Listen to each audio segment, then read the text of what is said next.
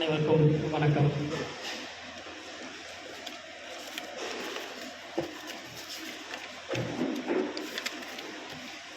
திருவள்ளுவர் நாள் கருத்தரங்கத்தை மிகச் சிறப்பாக ஏற்பாடு செய்திருக்கக்கூடிய அன்பு தோழர் அனவரதன் அவர்களுக்கும், இங்கே மேடையில் இருக்கக்கூடிய மூத்த தோழர்கள், விழுப்புரத்தினுடைய முக்கியமான ஆளுமைகளில் ஒருவர் தான் தோழர் நூர் அகமது, தோழர் என்னுடைய சப்ஜெக்ட், அவருடைய சப்ஜெக்டு இல்லை என்னோடய சப்ஜெக்ட் ஒரு தாவரவியல் ஆசிரியர். ஆனால் அவர் இலக்கியம் குறித்து, அதுவும் குறிப்பாக தமிழ் இலக்கியம் குறித்து நிறைய பேசுவதை நான் கேட்டிருக்கிறேன். அதனால் தோழர் ராமமூர்த்தி அவர்களுக்கும் என்னுடைய வணக்கத்தை தெரிவித்துக் கொள்கிறேன். அதேபோல் அரங்கத்தில் இருக்கக்கூடிய முக்கிய நண்பர்கள், சமூக மாற்றத்திற்கு தனது பங்களிப்பை ஏதோ ஒரு வகையில் அவங்க கொடுக்கணும்னு நினைக்கிறாங்க. அதனால் அவங்கள எல்லாருக்கும் என்னுடைய வணக்கத்தை தெரிவிச்சுக்கிறேன். பொதுவாக இன்றைக்கு திருவள்ளுவர் தினன்றதுனால திருவள்ளுவர் எழுதிய பல குறள் எல்லாருக்குமே தெரியும். அதில் அறிவியல் சார்ந்த ஒரு குறள் இருக்கிறது, குறிப்பாக மார்க்சியம் சார்ந்த ஒரு குறள் இருக்குது. ஸோ அந்த குறள்லேருந்து என்னோடய உரையை தொடங்கலான்னு நினைக்கிறேன். அது என்ன அப்படின்னு பார்த்தீங்கன்னா, மார்க்ஸ் என்ன சொல்லுவார் அப்படின்னு பார்த்தீங்கன்னா, உலகம் இயங்கிக் கொண்டே இருக்கிறது அப்படின்னு சொல்லுவார். அதாவது எல்லாமே மாறிக்கொண்டே இருக்கிறது அப்படின்றத மார்க்ஸ் தன்னுடைய தத்துவார்த்தத்தினுடைய அடிநாதமாக சொல்லுவார். அதே தான் நம்மளுடைய வள்ளுவர் அதே இதில் சொல்லியிருப்பார். அந்த குறள் ரொம்ப முக்கியமான குறள். அது என்னவென்றால், நெருநல் உளன் ஒருவன் என்று இல்லை என்னும் பெருமை உடைத்து உலகு அப்படின்ற ஒரு குறள். அதாவது இந்த உலகத்திற்கு ஏதாவது பெருமை இருக்குதுன்னா அது என்ன பண்ணிக்கிட்டே இருக்குன்னு தினந்தோறும் மாறிக்கிட்டே இருக்குது. அதுதான் அந்த உலகத்துக்கு பெருமை அப்படின்னு வள்ளுவர் அவர்கள் அந்த நிலையாமை என்ற அந்த அதிகாரத்தில் சொல்லியிருப்பார். அதுக்கு நிறைய காரணங்கள்லாம், நெருங்கல் என்ற சொல் நேற்றுன்னு ஒரு பழந்தமிழில் இருக்கக்கூடிய உரையாசிரியர்கள்லாம் சொல்லிகிட்டு இருந்தாலும் கூட, என்னை வியப்பில் ஆழ்த்திய தமிழ் சமூகம் முற்றாக புறக்கணித்த ஒரு முக்கியமான பண்டிதர் அதுக்கு ஒரு சிறப்பான ஒரு விளக்கம் கொடுத்திருந்தார். அவர் அயோத்திதாச பண்டிதர். அவர் ஏறக்குறைய திருக்குறளுக்கு 550 குறளுக்கு உரை எழுதியிருக்கிறார். அந்த உரையில் வித்தியாசமான சிந்தனை முறைகள், சிந்தனை சொற்கள் அதுக்குள்ளே இருக்குது. அவர் நெருநல் அப்படின்றதுக்கு நெருங்கிய நல்லோர் அப்படின்ற விளக்கத்தை அவர் சொல்லுவார். அப்போ அப்படின்னா என்ன அர்த்தம்னா, இன்றைக்கி இருந்த ஒரு நல்லவர் இல்லாமல் போயிட்டாருன்னா இறந்து போயிட்டாருன்ற பொருள் அர்த்தம் இல்லை. இன்றைக்கி நாம் இருக்கிறோம், நாளைக்கு நாம் இங்கே இருக்க மாட்டோம். அதுதான் இந்த இந்த உலகத்தினுடைய இயல்பு அப்படின்ற விளக்கத்தை அவர் சொல்லியிருப்பார். ஸோ அந்த குறளோடு நம்ம இந்த அரங்கத்தை நாம் தொடங்குவோம். அதாவது ஏறக்குறைய ஒரு 10 ஆண்டுகள் கழித்து இன்றைக்கி ஒரு முக்கியமான நாள், இன்றைக்கினா நாளைக்கு அந்த ஒரு மாபெரும் அறிவியலாளர் என்ன பண்ணான்னு கேட்டால், ஒரு வாசகத்தை தன்னுடைய இறப்பு கடிதத்தில் எழுதியிருந்தான். அது எனக்கு இன்னமும் அதுக்குள்ளே இருந்துகிட்டே இருக்குது. I am always wanted to be a writer, the writer of science like a Carl Sagan அப்படின்ற ஒரு வார்த்தையை சொல்லுவார். அதாவது அப்படின்னா என்ன அப்படின்னா, நான் ஒரு எழுத்தாளனாக விரும்புகிறேன், அதுவும் ஒரு அறிவியல் எழுத்தாளனாக விரும்புகிறேன். யாரை போல என்றால், கார்ல் சாகன் அப்படின்ற ஒரு முக்கியமான வானியலில் ஆய்வு செஞ்ச அந்த அறிஞரை போல நான் ஒரு எழுத்தாளனாக மாற வேண்டும் என்று விரும்பிய ரோஹித் வெமுலா கொலை செய்யப்பட்டு, நிறுவன கொலை செய்யப்பட்டு 10 ஆண்டுகள் கழித்து இந்த கூட்டம் நம்ம இந்த கூட்டத்தில் அவர் நினைவு செஞ்சு இந்த அறிவியல், ஏன்னா ஒரு மிகப்பெரிய ஒரு அறிவியல் எழுத்தாளராக வர வேண்டியவன், அதனால் அறிவியல் குறித்து பேசும்போது அவனை நினைவு கொடுப்பேன். சரி, இன்றைக்கி தலைப்புக்குள்ளே நம்ம போயிடலாம். தோழர் என்கிட்ட சில விஷயங்களை சொன்னார், அறிவியல் சார்ந்து நம்ம பேசணும் அப்படின்னு சொல்லியிருக்காரு. ஸோ அதனால் என்னுடைய துறை சார்ந்து இருக்கிற ஒரு முக்கியமான புத்தகம் தான் அந்த டிஎன்ஏ அப்படின்ற ஒரு புத்தகம் இது. இந்த புத்தகத்தினுடைய முதல் அத்தியாயத்தை மட்டும்தான் நான் பேச போகிறேன். ஆனால் அந்த அத்தியாயம் மிக மிக முக்கியமானதாக நான் கருதுகிறேன். அது என்ன அப்படின்னு பார்த்தீங்கன்னா, மரபியலின் தொடக்கம். அந்த தலைப்பே என்னென்னா, மரபியலின் தொடக்கம் மெண்டல் முதல் ஹிட்லர் வரை அப்படின்ற தலைப்பில் அந்த தலைப்பு. இந்த தலைப்புக்குள்ளே இருக்கிற செய்திகள் வந்து மிக மிக முக்கியமான செய்தியாக பார்க்குறோம். அதுவும் இன்றைய காலகட்டத்தில் வலதுசாரிகள் மிக தீவிரமாக பேசிக்கொண்டிருக்கிற காலத்தில் இந்த தலைப்பு மிக பொருத்தமாக இருக்குன்னு நான் விரும்புகிறேன். அதாவது இந்த மரபியல் அப்படின்ற ஒரு சொல் வந்து ரொம்ப நான் அதிகமாக வந்து நிறைய சொற்களை போட்டு அவங்களை எல்லாரையும் நான் குழப்ப விரும்பலை. இருந்தாலும் கூட அதனோட அடிப்படைகளை சொல்லி புரிய வைக்க முடியுமா அப்படின்றத நான் முயற்சி செய்கிறேன். ஏன்னு கேட்டால், இந்த மரபியல் அடிப்படையில் தான் வந்து ஏறக்குறைய 2ஆம் உலகப் போர் காலகட்டத்தில் ஹிட்லர் வந்து பல லட்சக்கணக்கான வரவுகளை கொன்று குவித்ததுக்கு இந்த அறிவியல் வந்து ஒரு முக்கியமான காரணமாக இருந்துக்கு. இந்த மரபியல் ஒரு முக்கியமான காரணமாக இருக்குது. அதற்கப்புறம் வந்து பார்த்திங்கன்னா, இந்த மரபியலிருந்து எப்படி வந்து உலகம் மாறி இன்றைக்கி எந்த திசையில் போயிட்டுருக்குது அப்படின்றத பற்றி இன்றைக்கி கடைசியாக அண்ணாமலை கூட என்ன பண்ணியிருக்காருன்னா, புற்றுநோய்க்கு வந்து விரதம் இருந்தால் சரியாயிடும்னு சொல்கிற அளவுக்கு அறிவியல் வந்து இங்கே வெறும் மூடத்தனமாக எப்படி பரப்பப்படுகிறதுன்றதை பற்றி தான் இது ஓரளவுக்கு இந்த வகுப்பு அல்லது இந்த கருத்தரங்கு உங்களுக்கு பயனுள்ளதாக இருக்குன்றதை நான் சொல்லிக்கிட்டு எனது உரையை தொடங்குறேன். அதாவது என்னென்னு கேட்டிங்கன்னா, இந்த மரபியல் குறித்து நம்ம தெரிஞ்சுக்கணுன்னா முதல்ல நம்ம உடம்பை பற்றி நம்ம தெரிஞ்சுக்கணும். அப்போ நோ யுவர் பாடி, எப்படி நோ யுவர் கஸ்டமர்னு சொல்கிறோமோ நோ யுவர் பாடி.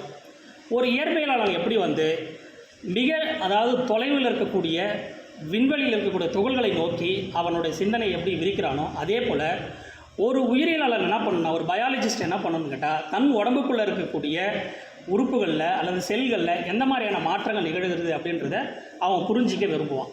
இந்த மர்மங்களை தேடி தேடி தான் என்ன நடந்துகிட்டு இருக்குன்னு கேட்டால், மிகப்பெரிய ஆராய்ச்சி உலகமே அதை சுற்றி இயங்கிட்டே இருக்குது. அப்போ நம்ம உடம்புக்குள்ளே இருக்கிற மர்மங்களை என்ன பண்ணிக்கிட்டே இருக்கணும்னு கேட்டால் தேடிக்கிட்டே இருக்காங்க. அந்த தேடலோட ஒரு கண்ணி தான் இந்த வரலாற்றோட ஒரு பகுதியை தான் நம்ம பார்க்க போகிறோம். அதாவது என்னன்னு கேட்டால், இந்த வாட்சன் தான் இதை எழுதினவர். இவர் தான் டிஎன்ஏவை கண்டுபிடிச்சவர். அதாவது டிஎன்ஏ கண்டுபிடிச்சா அதோட ஸ்ட்ரக்சரை வந்து வெளிக்கொண்டு வந்து அதை உலகுக்கு காமிச்சு அதெல்லாம் நோபல் பரிசு வாங்கினவர் தான், அதை எழுதினவர் தான் அந்த புத்தகம் எழுதினவர். அவருடைய அம்மாவை பற்றி அவர் தொடங்குறாரு.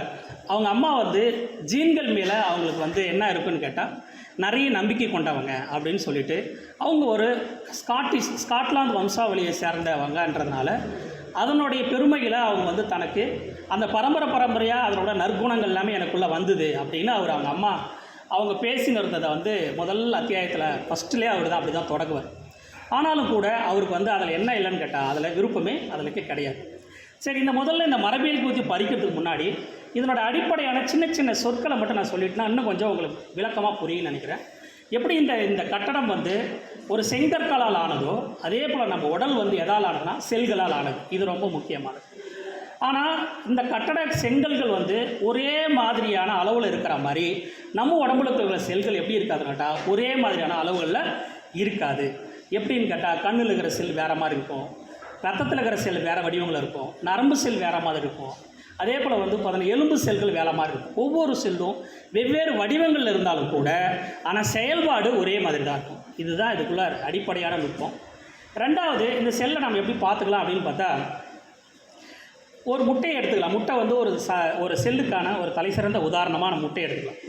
அந்த முட்டையில் நுழைக்கக்கூடிய நம்ம இந்த வகுப்பை புரிஞ்சுக்கணும். முட்டையினுடைய கருக்குள்ளே நம்ம போக வேண்டியதாக இருக்குது. அந்த கரு தான் நியூக்ளியஸ்.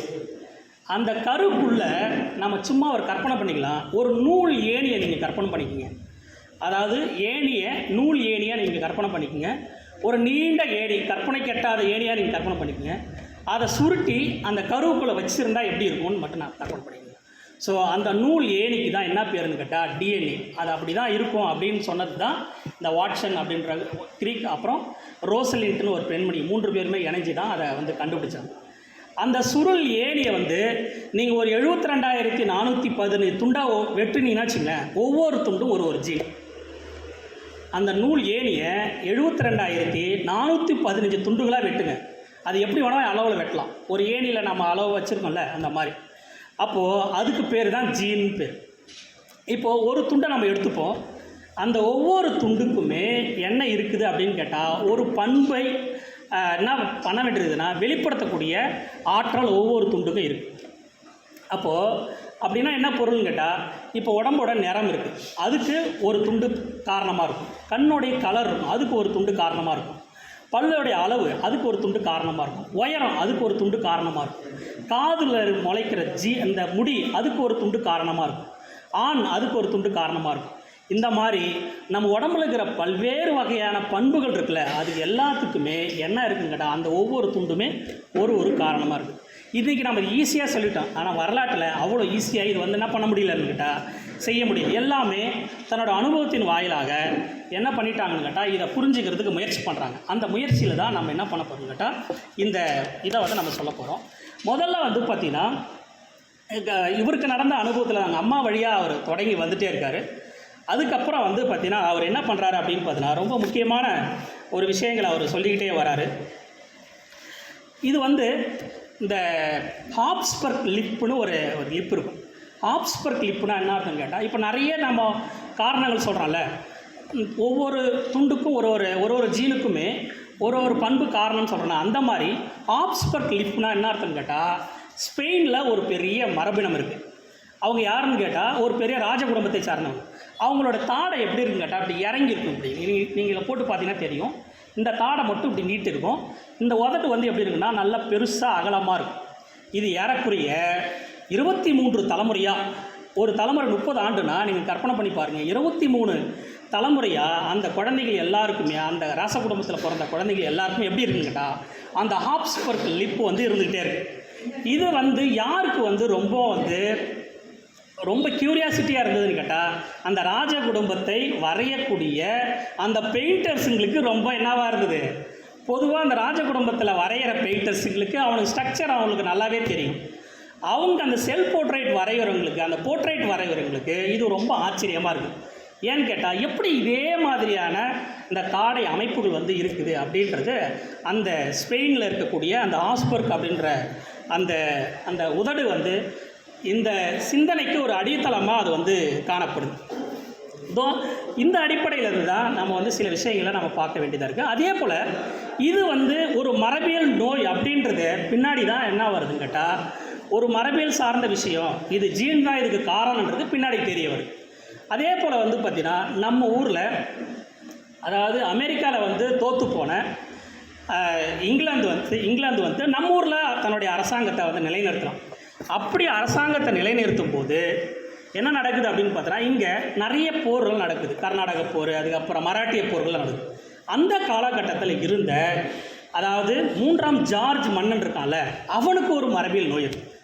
அந்த நோய் என்னான்னு கேட்டால், அதாவது பாரிஃபைரா அப்படின்னு ஒரு நோய், கையெல்லாம் புள்ளியாக ஒரு வித்தியாசமான ஒரு நோய் இருக்கும். அது ஒரு மாதிரி மந்தத்தன்மையும் அவனுக்குள்ள ஒரு ஃபீபிள்னஸ்ன்னு சொல்கிறான்ல, அந்த மாதிரி ஒரு மந்தத்தன்மையும் இருக்காது. இதுவும் வந்து எது காரணமாக இருக்குதுன்னு கேட்டால் மரபியலுக்கான காரணமாக இருக்குது. ஆனால் அந்த காலத்தில் அதெல்லாமே தெரியல. ஸோ இப்படிப்பட்ட சூழ்நிலையில் தான் என்ன நடக்குது அப்படின்னு பார்த்தீங்கன்னா, 2 முக்கியமான ஜீனியஸ் வந்து இந்த மரபியல் உலகத்தில் தோன்றுறாங்க. ஒருத்தர் யாருன்னு கேட்டால் சார்லஸ் டார்வின், இன்னொருத்தர் யாருன்னு கேட்டால் கிரகர் மெண்டல்னு சொல்லக்கூடியவங்க. ஸோ இவங்க 2 பேருமே வெவ்வேறு திசையில் இருந்தாலும் ரெண்டுமே ஒரே காலகட்டத்தை சார்ந்தவங்க. ஆங்கில இலக்கியம் படித்த அண்ணன் போன்றவர்களாம் நல்லா ராமூர்த்தி அண்ணன்களாம் விக்டோரியன் பீரியட்னு ஒரு பீரியட் இருக்குது. அந்த பீரியடை பற்றி இந்த சிட்டி ஆஃப் அதாவது 2 நகரங்களின் கதை, அந்த இதில் வந்து ஒரு பற்றியே வந்து அந்த 19ஆம் நூற்றாண்டை பற்றி ரொம்ப பிரமாதமாக விமர்சிச்சிருப்பாங்க. ஆமாம், இது வந்து இந்த காலம் வந்து புகழனோட உச்சம். இந்த காலம் வந்து பார்த்திங்கன்னா மிக மோசமான காலம்னு ரொம்ப அழகாக வச்சுருப்பாங்க. அப்போது அந்த விக்டோரியன் காலத்தை தான் வந்து என்ன சொல்கிறாங்க, இந்த மாதிரி அறிஞர்கள் எல்லாருமே வந்தாங்க. கார்ல் மார்க்ஸும் அதே காலத்தை சார்ந்தவர் தான். ஸோ அப்போ வந்து என்னன்னு கேட்டிங்கன்னா, இந்த காலகட்டத்தில் தோன்றிய அந்த மாபெரும் அறிஞர்கள் 2 பேருமே அறிவியலில் ரொம்ப தேடலில் இருக்கும்போது வராங்க. ஆனால் டார்வினுக்கு யாரை பற்றி தெரியாதுன்னு கேட்டால் மெண்டல் பற்றி தெரியவே தெரியாது. அவருடைய ஆய்வு குறித்தும் அதிகமாக தெரியாது. சரி, இப்போ மெண்டல் பற்றி நாம் வருவோம். மரபியலின் தந்தை என்று போற்றப்படுவார்னா கிரகர் மெண்டல் தான். அவர் தான் என்ன பண்ணுறாரு அப்படின்னு பார்த்தா, மரபியலுக்கான அடிப்படைகளை அவர் தான் வந்து கொடுக்குறாரு. ஜெனட்டிக்ஸ் நீங்கள் நம்ம சொல்கிறோம் பார்த்தியா, இன்றைக்கி தமிழ்நாட்டில் இல்லை, இந்தியாவில் உலகத்தில் மலட்டுத்தன்மை ஒன்றுமே கிடையவே கிடையாது. அதை ஒழிச்சது வந்து மரபியல் தான். ஒரு காலத்தில் மலடின்னு சொல்லிட்டு ஒதுக்கி வச்சுருவாங்க. இன்றைக்கி அதெல்லாம் கிடையவே கிடையாது. எல்லாருமே யார் தான்? ஃபெர்டைல் தான். யாருமே இங்கே ஸ்டெரைல் கிடையாது. மலட்டு தன்மை அப்படின்ற ஒன்று கிடையவே கிடையாது. அதிலேருந்து இந்த உலகம் தப்பிச்சதுக்கு மிக முக்கியமான காரணம் என்னன்னு பார்த்தா மரபியல் வளர்ச்சி தான். ஸோ அப்போ மெண்டல் என்ன பண்ணுறாரு அப்படின்னு பார்த்தீங்கன்னா, அவர் ஸ்கூல் படிக்கும்போது ஒரு நல்லா படிக்கிற ஒரு மாணவர், கடைசியில் அவர் வந்து என்ன பண்ணுறாருன்னு கேட்டால் சில பாடங்களில் தோல்வி அடைஞ்சிடறார். அவங்களுடைய ஆசிரியர் என்ன பண்ணுறாருன்னு கேட்டால், அவர் பேர் நாப். அவர் என்ன பண்ணுறாருனா, இவனை பார்த்து நல்லா தெரிஞ்சுக்கிட்டு அவனை மறுபடியும் வந்து ஒரு பல்கலைக்கழகத்தில், வியன்னா பல்கலைக்கழகத்தில் சேர்த்து விட்றார். அப்படி சேர்த்து விடும்போது அவன் அங்கே மறுபடியும் அவன் தோல்வி அடைகிறான். அதுக்கப்புறம் மாணவராக இருக்கிறான். அதுக்கப்புறம் அவன் வந்து ஒரு ஆசிரியராக இருக்கிறான். அப்புறம் வந்து அவர் பாதிரியாராக இருக்கிறான். யார்? மெண்டல் வந்து இவ்வளோ வேலையை பார்த்துட்ருக்கான். ஸோ இந்த மாதிரி காலகட்டத்தில் தான் அவனுடைய ஆசிரியர் தான் என்ன பண்ணுறான்னு கேட்டால், அந்த அவனுடைய தோட்டத்தில் இருக்கிற பட்டாணி செடியை பற்றி ஆய்வு பண்ண சொல்லி அவரை அழைக்கிறான். அப்படி தான் வந்து மெண்டல் என்ன பண்ணுறாருன்னு கேட்டால், அந்த பட்டாணி செடி குறித்து ஆய்வுக்கு வர்றாரு. இதுதான் உலகத்தினுடைய மரபியல் புரட்சியில் மிக முக்கியமான காலகட்டம். அதுதான். அப்போ என்ன நடந்ததுன்னு கேட்டால், மெண்டல் என்ன பண்ணுறாருனா தன்னோட ஆய்வை பட்டாணி செடிகளில் தொடங்கி அவர் என்ன பண்ணுறாருன்னு கேட்டால், கார்ல் மார்க்ஸ் 1857 மூலதன நூலை வந்து வெளியிட்ட மாதிரி, 1856 ஆரிஜின் ஆஃப் ஸ்பீசிஸ் வெளியிட்ட மாதிரி 10 ஆண்டு கழித்து ஆரிஜின் ஆஃப் ஸ்பீசிஸ் வந்த பிறகு, அதாவது சார்லஸ் டார்வினுடைய அந்த ஆரிஜின் ஆஃப் ஸ்பீசிஸ் சிற்றினங்களின் தோற்றம் என்ற நூல் வந்த பிறகு என்ன நடக்குதுன்னு கேட்டால், 1866 தன்னோட முடிவுகளை என்ன பண்ணுறாருன்னா மெண்டல் வெளியிடுறார். ஆனால் அந்த காலகட்டத்தில் யாருமே அவரை வந்து அந்த காலகட்டத்தில் இந்த மிகப்பெரிய தாவரவியல் அறிஞர்கள், உயிரியல் அறிஞர்கள்லாம் மெண்டல் சொன்னதை காது கொடுத்து கேட்கவே இல்லை. அதில் ஒருத்தர் மட்டும், நகேலின்னு ஒருத்தர் இருக்கார். அவர் ரொம்ப புகழ்பெற்ற ஒரு கண்டுபிடிப்பாளர் அந்த காலகட்டத்தில். மட்டும் அவருடைய என்ன பண்ணுறாரு அப்படின்னு கேட்டால், அந்த பேப்பர்லாம் படித்து பார்த்துட்டு அவர் என்ன பண்ணுறாருன்னு கேட்டால், அவர் ரிசர்ச் பண்ண ஒரு தாவரம் இருக்குது, ஹாக் வீடுன்னு பேர். நம்ம ஊரில் வந்து இந்த சூரியகாந்தி குடும்பத்தோடு வந்து நீங்கள் பார்த்துருப்பீங்க, ஒரு மாதிரி மஞ்சள் கலரில் பூ பூத்துருக்கும். அது நம்ம வந்து என்ன சொல்லணும்னா காட்டு எருக்குன்னு கூட சொல்லுவோம். அதை நம்ம ஊரில் அந்த காட்டு எருக்கு பூவை பற்றி அவர் அனுப்பிவிட்டு என்ன பண்ணுறாருனா, நீ எப்படி பட்டாணி செடிகளில் சில முடிவுகளுக்கு வந்தியோ அதே போல் முடிவுக்கு என்ன பண்ணு, நான் அனுப்புகிறேன், இதில் வந்து நீ வா அப்படின்னு சொல்லி அனுப்புகிறேன். ஆனால் கிரகர் மெண்டல் என்ன பண்ணுறாருங்கிட்டா, அதில் தன்னோட நேரத்தை வீணாக்குனது தான் அதில் மிச்சமாக போச்ச வழியா, அதில் கடைசியில் அவர் எந்த முடிவுக்கும் வரல.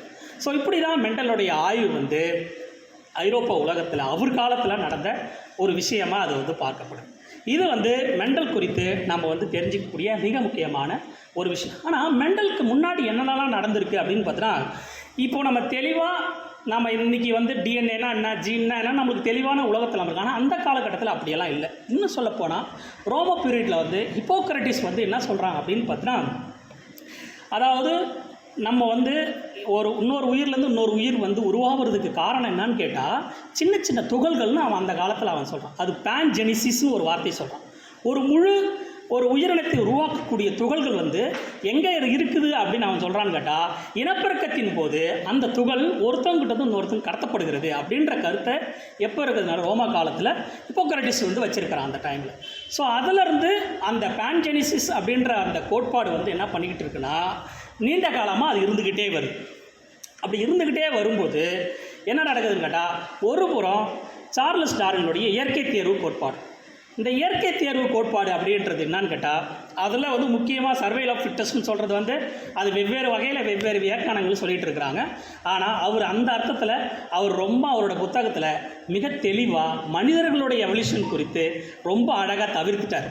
அப்போது விலங்குகள் குறித்த எவல்யூஷன்ஸில் தான் அதில் நிறைய என்ன பண்ணியிருப்பாருன்னு கேட்டால், அதில் வந்து சார்லஸ் டார்வின் வந்து அந்த விஷயங்களை எல்லாம் ஒன்று ஒன்றா அவர் வந்து எடுத்து பேசிக்கிட்டே இருப்பார். ஸோ அந்த மாதிரி இந்த தியரி ஆஃப் பேன்ஜெனிசிஸ்ன்னு சொல்லக்கூடிய அந்த சொல்லிலிருந்து இந்த உலகம் வந்து கொஞ்சம் கொஞ்சமாக விடுபட்டு என்னவா மாறுது அப்படின்னு பார்த்தோன்னா, கொஞ்சம் கொஞ்சமாக மரபியல் ரீதியாக வந்து சேருது. ஸோ அப்படி தான் வந்து இந்த உலகம் வருது. கடைசியாக மென்டலுக்கு அடுத்தது அதே டைமில் வந்து என்ன நடக்குது அப்படின்னு பார்த்தோன்னா, இப்போ தான் வந்து ஒரு முக்கியமான காலகட்டமாக நம்ம பார்க்குறோம். அது என்னன்னு கேட்டிங்கன்னா, அது அவர் யாருன்னு கேட்டால் ஃப்ரான்சிஸ் கால்டன் ஒருத்தர் வரும். அவன் யார் அப்படின்னு பார்த்தோன்னா, இவருடைய உறவினர். யாருன்னா சார்லஸ் டார்வினுடைய உறவினர். ஏறக்குறைய ஒரு 13 வயசு வந்து வித்தியாசம் கொண்டவர். டார்வின் இறந்துட்ட பிறகு என்ன பண்ணுறான் கால்டன் என்ன பண்ணுறான்னு கேட்டால் ஒரு மூமெண்ட்டை தொடங்குறான். அந்த மூமெண்ட்டுக்கு என்ன பேர்னா யூஜெனிக்ஸ்னு பேர். இந்த வார்த்தையை நீங்கள் கேள்விப்பட்டுக்கிட்டே போறீங்க. யூஜெனிக்ஸ்னால் என்ன அர்த்தம்னு கேட்டால் அது லிட்ரலி மீனிங் என்னன்னு கேட்டால் குட் பர்த், அதாவது நல்ல பிறப்புன்னு பொருள். அப்போது அந்த நல்ல பிறப்பு அப்படின்ற சொல்லுக்கு வந்து ஒரு பியூரிட்டியான ஒரு தன்மை அதுக்குள்ளே இருக்குது. பிறப்புக்கும் எல்லா உயிருக்குன்ற மாதிரி இங்கே நல்ல பிறப்பு கெட்ட பிறப்பெல்லாம் இல்லை, எல்லா உயிருக்கும் என்னதான் இங்கே அப்படின்னு இங்கே சிந்தனை தோன்ற அதே அந்த காலகட்டத்துக்கு பிறகு இது 19ஆம் நூற்றாண்டு நடக்குது. அவன் என்ன பண்ணுறான்னு கேட்டால் நல்ல பிறப்பு அப்படின்ற ஒரு சொல்லை அவன் வந்து உருவாக்கி அதனுடைய ஆராய்ச்சியை அவன் தொடங்குறான். இந்த ஆராய்ச்சியில் வந்து வாட்சன் என்ன சொல்கிறான்னு கேட்டால் இதை பாசிட்டிவாக தான் ஆரம்ப கட்டத்தில் பார்க்குறாரு. அது வந்து ரெண்டாக பிரிக்கிறார். எப்படின்னா அந்த யூஜெனிக்ஸை பாசிட்டிவ் யூஜெனிக்ஸ், அதுக்கப்புறம் என்னது நெகட்டிவ் யூஜெனிக்ஸாக பிரிக்கிறார். அப்படி பிரித்து தான் அவர் வந்து என்ன பண்ணுறாருன்னா பல விளக்கங்களை அவர் வந்து சொல்கிறார். இப்போது இந்த மரபியலில் பல முக்கியமான கண்ணிகளில் இந்த கண்ணி ரொம்ப முக்கியமானது. இதுதான் வந்து பார்த்திங்கன்னா மிகப்பெரிய அளவில் வந்து ஒரு மோசமான அறிவியலை கொண்டு போய் நிறுத்தி மோசமான மனிதகுல அழிவுக்கு கொண்டு போய் நிறுத்தின ஒரு விஷயத்துக்கு இது எடுத்துகிட்டு போகுது. ஸோ இந்த யூஜெனிக்ஸ் அப்படின்ற இந்த கோட்பாடு வந்து என்ன பண்ணிச்சுன்னு கேட்டால் கொஞ்சம் கொஞ்சமாக மெல்ல மெல்ல என்ன பண்ணுதுன்னு கேட்டால் மக்கள்கிட்ட வந்து சேருது. அறிவாளிகளும் என்ன பண்ணுறாங்க, இந்த ஆய்வாளர்களும் அதில் வந்து கணக்கில் எடுத்துக்கிறாங்க. இந்த யூஜெனிக்ஸ் அப்படின்ற இந்த விஷயத்துக்கு அதுக்கப்புறம் என்ன நடக்குதுன்னு கேட்டால் மெண்டல் என்ன பண்ணுறாருன்னா தன்னுடைய மரபியல் கோட்பாடுகளில் முக்கியமாக 7 வகையான பண்புகளை அவர் வகைப்படுத்துகிறார். அந்த பட்டாணி செடிகளை 7 வகையான பண்புகளை வகைப்படுத்தி அவரை ரொம்ப வியந்து பேசுகிற நம்மளோட வாட்சன் என்ன சொல்கிறாருன்னு கேட்டால் இந்த மெண்டல் வந்து என்னவான்னு கேட்டால் அவர் ஒரு இயற்பியல் படித்தவர், அவர் ஒரு ஃபிசிசிஸ்ட். அதனால் வந்து என்னன்னு கேட்டால் அவருக்குள்ளே இருக்கிற ஒரு அப்ரோச் இருக்குல்ல, ஒரு சாதாரணமான ஒரு உயிரியலாளர் ஒரு பயாலஜிஸ்ட் அப்ரோச் இல்லாமல் வேறு வகைப்பட்ட அப்ரோச்சை அவர் எடுக்கிறார். எப்படின்னு கேட்டால் இந்த பண்புகளை அவர் குவான்டிடேட்டிவ் அனாலிசிஸ் பண்ணுறாரு. அதாவது எண்ணிக்கையின் அடிப்படையிலான ஒரு ஆய்வு முறையை பயன்படுத்தி இந்த 7 அப்படின்ற அந்த எண்ணிக்கையை வச்சு என்ன பண்ணுறாருன்னு கேட்டால் மெண்டலுடைய ஆய்வு முறையை அவர் எடுத்துக்கிட்டு வர்றார். இதில் என்னன்னு கேட்டால் இது வரைக்கும் எப்படி வந்து ஹிப்போக்ரட் காலத்தில் ஒரு பர்டிகுலரான ஒரு துகள் தான் எல்லாத்துக்கும் காரணம் சொல்லப்பட்ட வந்த விஷயம் வந்து மெண்டல் அறுதிக்கிட்டு என்ன பண்ணுறாருன்னு கேட்டால் அதுக்கு சில விளக்கங்களை கொடுத்துக்கிட்டே இருக்குது. அப்போ 7 பண்புகள் இருக்குது. அந்த 7 பண்புகளை விவரித்து அது என்னவா இருக்குதுன்னு கேட்டால் ஒன்று இணை ஜோடிகள் இருக்குது. அதாவது ஒரு பண்பை கடத்தக்கூடிய 2 வகையான என்ன இருக்குது உங்களுக்கு ஜோடி வந்து அதுக்குள்ளே இருக்குது அப்படின்னு சொல்கிறார். அப்படின்னா என்ன அர்த்தம் அப்படின்னு பார்த்தோன்னா அதுக்கு தான் அவர் வந்து பட்டாணி செடிகளில் என்ன பண்ணுறாருன்னா சில ஆய்வுகளை பண்ணுறாரு. நெட்டையான சில தாவரங்கள் எடுத்துக்கிறாரு, குட்டையான சில தாவரங்கள் எடுத்துக்கிறாரு, ரெண்டையும் கலக்கிறாரு. கலந்து என்ன பண்ணுறாருன்னா கலக்கிறதுனா வேறு ஒன்றும் இல்லை, ஒரு ஆண் தாவரத்தை எடுத்துக்கணும், ஒரு குட்டையானகிற ஒரு பெண் தாவரத்தை எடுத்துக்கணும், நெட்டையானகிற ஒரு ஆண் தாவரத்தை எடுத்துக்கணும். இப்போ என்ன பண்ணால் ஒன்றில் நம்ம என்ன பண்ணணும்னா மகரந்தத்தை ஒன்றில் நீக்கணும், அல்லது இங்கே இருக்கிற சூலகத்தில் அதாவது பெண்பால் உறுப்பை நீக்கணும், இல்லை ஆண்பால் உறுப்பை நீக்கி கலந்துட்டுன்னா ஒரு புதிய தாவரம் வரும். அதுதான் அதுக்கான அந்த கலப்பு முறைக்கு பேர். அந்த மாதிரி இந்த 2ஐயுமே அவர் என்ன பண்ணுறாருனா இனக்கலப்பு பண்ணி அடுத்த தலைமுறையில் என்ன வருதுன்னு பார்க்குறாரு. பார்த்தா வெறும் நட்டையாக வருது. சரி, மறுபடியும் அதை எடுத்து மறுபடியும் என்ன பண்ணுறான்னு கேட்டால் மறுபடியும் கலப்பு பண்ணி பார்க்குறாரு. அடுத்த தலைமுறையில் வந்து பார்த்தா நிறைய வேரியேஷன் வருது. மரபியலில் குறிப்பாக சயின்ஸில் வேரியேஷன்ற வார்த்தை ரொம்ப ரொம்ப முக்கியமானது. அந்த வேரியேஷன் தான் வந்து சயின்ஸினோட அடிப்படையே. எதுவுமே என்ன கிடையாது, ஹோமோஜீனியஸே கிடையாது, எல்லாமே ஹெட்ரோஜீனியஸ் தான். அப்போ அந்த வேரியேஷனில் என்ன நடக்குது அப்படின்னு பார்த்தோன்னா ஒன்று அதனுடைய தாயை போல் ஒன்று நெட்டையாகும், இன்னொன்று வந்து அதனோட தாயை போல் குட்டையாகும், இன்னொன்று 2ம் கலந்து வந்துருச்சு அடுத்த தலைமுறையில். ஸோ இது வந்து அவருக்கு பயங்கர வியப்பை வந்து தருது. ஆனாலும் கூட உள்ளே கலந்துருந்தாலும் கூட ஆனால் பார்க்குறதுக்கு புறத்தோற்றத்தில் எப்படி இருக்குன்னு கேட்டால் 3 நெட்டையாக இருக்குது, ஒன்று மட்டும் குட்டையாக இருக்குது. அப்போ 2 பண்பை மட்டும் எடுத்துக்கிறாரு. என்ன பண்பு? ஒன்று உயரமான பண்பு, இன்னொன்று குட்டையான பண்பு எடுத்துக்கிட்டு ஒரே தன்மை உள்ள 2 பண்புகள் எடுத்து கலக்கும்போது 4 தாவரங்கள் கிடைக்குது. அதில் 3 நெட்டையாகவும் 1 குட்டையாகவும் இருக்குது. இதை வச்சுக்கிட்டு அவர் என்ன பண்ணுறாருன்னு கேட்டால் ஒரு முடிவு போகிறார். ஆனால் புறத்தோற்றத்தில் மேல் பக்கமாக வேறு மாதிரி இருந்தாலும் கூட உள் தோற்றத்தில் 2 கலப்பு உள்ள ஒரு உயிரினங்கள் இருக்குது அப்படின்ற ஒரு முடிவுக்கு அவர் வந்து வரார். ஸோ இது எதுக்காக சொல்ல வரேன்னு கேட்டால் அதாவது ஒரு ஆணுகிட்டேருந்து ஒரு பெண்ணுக்கிட்டேருந்து கலக்கும்போது என்ன பண்ணணும்னு கேட்டால் ஆணுகிட்டேருந்து ஒரு 50% பண்புகளும் பெண்ணுக்கிட்டேருந்து ஒரு 50% பண்புகளும் வந்து சேருன்றதை முதல்ல யார் சொல்கிறா அப்படின்னு கேட்டால் மெண்டல் தான் முதல்ல சொல்கிறாங்க. அப்போது இந்த 2 பண்புகளும் தான் யாருக்கு வேணால் அடுத்த தலைமுறைக்கு வரும். அப்போ இது வரைக்கும் என்னன்னு கேட்டால் அது விந்தணுக்கள் மூலயமாக தான் இந்த உயிரினங்கள் அந்த பண்புகள் எல்லாமே கடத்தப்படுவது நம்பிக்கிட்டு வந்ததுல இது மாறுபட்ட ஒரு ஆய்வாக அவங்களுக்கு படுது. அப்போது 2 பேர்கிட்டுமே வருது அப்படின்னு சொல்கிறார். ஆனால் அந்த பண்பு அவர் என்ன சொல்கிறாருன்னா, அப்போ அதை ஜீன்லாம் அவர் சொல்லலை, அப்போ ஃபேக்டர் தான் சொல்கிறார், காரணின்னு சொல்கிறார். அந்த காரணிகள், அந்த இணை காரணிகள் 2 தலைமுறைகிட்டேருந்து வருது. அதனால ஒரு முக்கியமான விஷயம் என்னென்னா, அறிவியல் குறித்து பேசும்போது செக்ஸ்ன்ற வார்த்தையை தான் பயன்படுத்தும். அதுதான் சரியான வார்த்தை. அது பாலியல் ரீதியாக தவறாக என்ன பண்ணக்கூடாதுன்னா புரிஞ்சு கொள்ளக்கூடாது. அதே நேரத்தில் சமூகவியல் ரீதியாக பேசும்போது ஜெண்டர்ன்ற வார்த்தையை நம்ம பயன்படுத்தும். ஜெண்டர் வேறு, செக்ஸ் வேறு. Sex biological term, gender sociological term. அப்போது இது 2க்கும் உள்ள வித்தியாசத்தை நம்ம புரிஞ்சுக்கணும். அப்போ என்னன்னு கேட்டால் இந்த 2 ஜோடியுமே இணைஞ்சி ஒரு புதிய ஒரு உயிரினத்தை உருவாக்குதுன்ற கருத்து அந்த காலகட்டத்தில் குறிப்பாக 1866 மிகப்பெரிய ஒரு விவாதத்தை ஏற்படுத்துன்னு நினச்சாங்க. கடைசியில் ஏற்படுத்தவே இல்லை. அவரோட ஆய்வு யாருக்கிற 34 வருஷம் கிடப்பில் போட்டாங்க. அப்போது எப்போ தான் அதை மீண்டும் 1900 தான் 3 அறிவியலறிஞர்கள் மறுபடியும் அந்த மெண்டலுடைய அந்த ரிசர்ச் பேப்பரை ஏற்கனவே ஒரு 41 பக்கம் அந்த பேப்பர் அதை படித்து பார்த்தீங்கன்னா பிரம்மாண்டமாக இருக்கும். அந்த பேப்பரை படிச்சுட்டு என்ன பண்ணுறாங்கன்னா, இவ்வளோ சூப்பரான ஒரு ஆய்வு முறையாக இருக்குதுன்னு சொல்லிட்டு அதுக்கப்புறம் தான் மரபியல் மிக வேகமாக உருவெடுக்குது. அப்போது என்ன நடக்குதுன்னு கேட்டால் இந்த மரபியலுடைய பண்புகள் மூலயமா அப்போ உள்ள ஏதோ 2 ஜோடி காரணிகள் உள்ளே இருக்குது அப்படின்ற ஒரு விஷயம் எல்லாருக்கும் தெரிய ஆரம்பிக்குது. ஸோ இது ரொம்ப முக்கியமான ஒரு விஷயமா இருக்குது. இப்போ என்னென்னா 2 விஷயம் என்னென்னா, ஒன்று நர்ச்சர், இன்னொன்று நேச்சர். நேச்சர்ன்றது இயற்கையானது, நர்ச்சர்ன்றது வளர்ப்பின் அடிப்படையில் வரக்கூடியது. அப்போது மரபியல் பண்புகளுக்கு காரணம் இயற்கையாக இருக்கக்கூடிய நம்ம உடம்புக்குள்ளே இருக்கக்கூடிய மரபணுக்களா அல்லது நம்மளை சுற்றி இருக்கக்கூடிய சூழ்நிலைகளா அப்படின்ற வார்த்தையில் இது முக்கியமான ஒரு விஷயமா இருக்குது.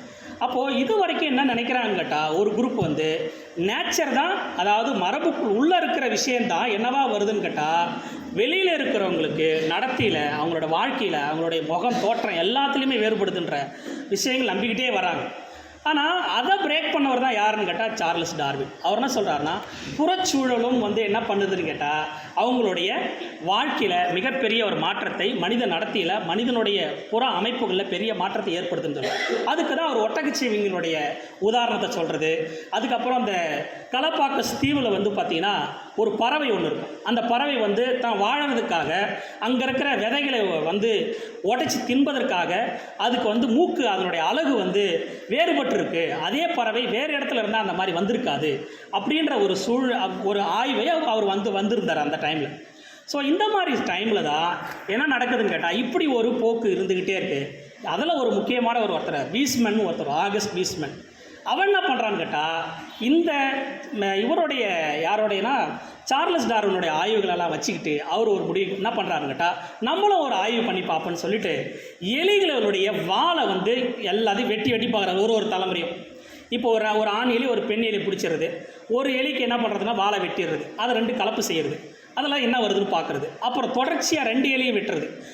அந்த வாள்களை வெட்டி என்ன பண்ணுறது அப்படின்னு பார்த்தீங்கன்னா கலப்பு செஞ்சு பார்க்குறான். அவன் கலப்பு செஞ்சு பார்க்க எல்லா தலைமுறையிலுமே என்ன வந்துக்கிட்டே இருக்குதுன்னு கேட்டால் எலிகளுக்கு வால் வந்துக்கிட்டே இருக்குது. அப்போது வால் வெட்டப்பட்டால் சூழ்நிலை காரணமாக என்ன பண்ணி ஆகணும், அது வராமல் இருக்கணும்ல. அப்போ என்ன பண்ணிட்டாங்கன்னு கேட்டால் அந்த கோட்பாடை ஏறக்குறைய அந்த கைவிடுறாங்க, ஒரு கட்டத்தில் கைவிடுறாங்க. ஸோ அப்போது மரபா சூழ்நிலையா அப்படின்ற விவாதத்துக்குள்ளே வருது. அப்போ நர்ச்சரா அதுக்கப்புறம் நேச்சரா அப்படின்ற விவாதம் முரண்பாடு இந்த டைமில் ரொம்ப அதிகமாக வந்துக்கிட்டே இருக்குது. ஸோ அந்த மாதிரி காலகட்டத்தில் தான் என்ன நடக்குது அப்படின்னு பார்த்தீங்கன்னா ஃப்ரான்சிஸ் கால்டன் வரான். கால்டன் என்ன பண்ணுறான்னு கேட்டால் நல்ல பிறப்பை மேம்படுத்துவதற்காக, அதாவது மோசமான பிறப்பை என்ன பண்ணணுமா அதை ஒதுக்குவதற்காக இந்த தத்துவ முறையை, அதாவது சார்லஸ் டார்வினுடைய முறையையும் மெண்டலுடைய முறையில் கையில் எடுத்துக்கிட்டு, அதாவது நல்ல இனங்களை, நல்ல பண்புள்ள, நல்ல ஒரு நிலையில் இருக்கக்கூடியவர்களை என்ன பண்ணணும்னு கேட்டால் அந்த மக்கள் தொகையை அதிகரிச்சுட்டு இந்த மக்கள் தொகையை என்ன பண்ணணும்னு நினைக்கிறான்னு கேட்டால் குறைக்கணும் அப்படின்ற ஒரு முடிவுக்கு அங்கே இட்டு செய்யப்படுறார். அதுக்கு வாட்சன் அழகாக ஒரு இவருடைய ஷேக்ஸ்பியருடைய ஒரு ஒரு கோட்டை வந்து அதில் மேற்கோள் காட்டுவார் இந்த புத்தகத்தில். டெம்பஸ்ட்னு ஒரு இதில் காலிபன் ஒரு கோட்பாடு. பேயாக தான் இருக்கும், அது வந்து என்னவா மாறாதுன்னு கேட்டால் அது உள்ளத்துலேயும் சரி புறத்தோட்டத்தில் தன்னோட உணவு என்ன பண்ணிக்காது, மாற்றிக்காது அப்படின்ற ஒரு தொனியில் அவர் அந்த கோட்டை வந்து சொல்லுவார். இது ஏன்னா நர்ச்சரான்னு சரி தான் அல்லது நேச்சராக இருந்தாலும் இந்த வார்த்தையை ஷேக்ஸ்பியர் அழகாக பயன்படுத்துவார்.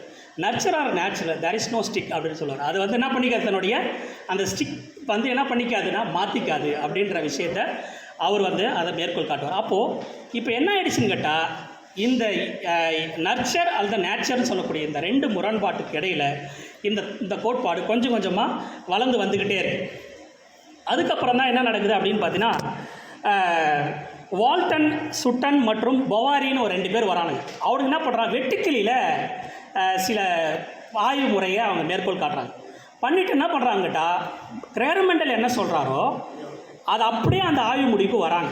எப்படின்னு கேட்டால் எல்லா பண்புகளுமே ஜோடியாக இருக்குது. எல்லாமே எப்படி இருக்குதுன்னு கேட்டால் ஜோடியாக இருக்குது. ஆனால் சில நேரங்களில் அது சில விஷயங்கள் தனித்து இருக்குது அப்படின்ற முடிவுக்கு வராங்க. அது என்னன்னு கேட்டால் ஒரு ஆணுடைய செல்களை எடுத்து பார்த்தீங்கன்னா எல்லா பண்புகளுமே ஜோடியாக இருக்கும்.